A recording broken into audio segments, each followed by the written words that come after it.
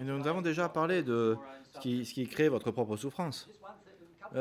Parlons de quelque chose de certaines choses que je veux dire par rapport à la souffrance.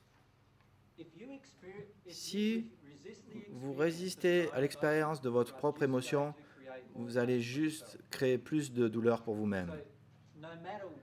Quel que soit l'endroit où vous êtes, si vous vous agrippez à votre propre émotion, ça sera plus dur pour vous-même par la suite.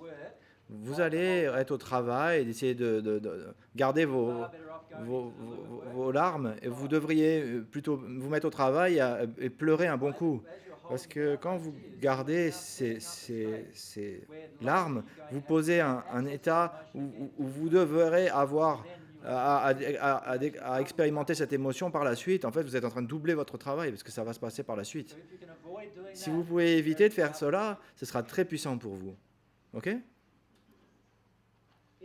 Si j'agis dans mon désir qui n'est pas en harmonie avec l'amour, je vais m'endommager mon moi aussi. Et si je dis que, allez, disons que je suis en colère et je reste dans cette colère et je n'exprime pas, je n'expérimente pas, je reste juste au moment qui se crée, où ça se crée, je peux rester là comme ça, dans cet état pendant une année, pendant un an même. Qu'est-ce que je fais ? Je suis en train de m'endommager pendant un an, moi-même.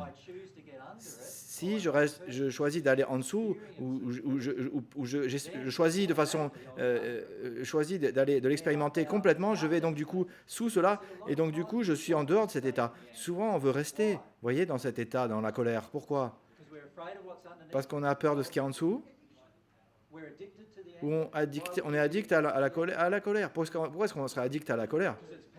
Parce que ça nous rend puissants. Ça nous satisfait. Notre vœu de faire du mal aux autres ou de justification personnelle.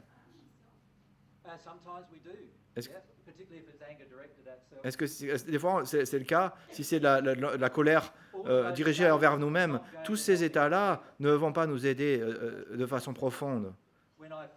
Quand je suis complètement dans la colère et je vais vraiment dedans, dans la colère, et je suis comme dans une rage, comme un enfant, après quelques minutes, vous allez trouver que vous êtes dans une autre émotion.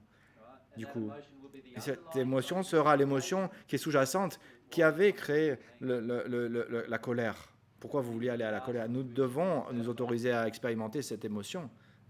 D'accord ? Et n'agissez pas sur votre désir de faire du mal aux autres. Et ça, c'est vraiment très dur quand vous êtes en colère. Comment vous ressentez ? Parce qu'en fait, vous ressentez comme de dire des mots qui font mal, et qui les traversent ou qui les touchent, ou de leur faire du mal, ou si c'est un enfant, vous allez vouloir même les taper ou quoi que ce soit même.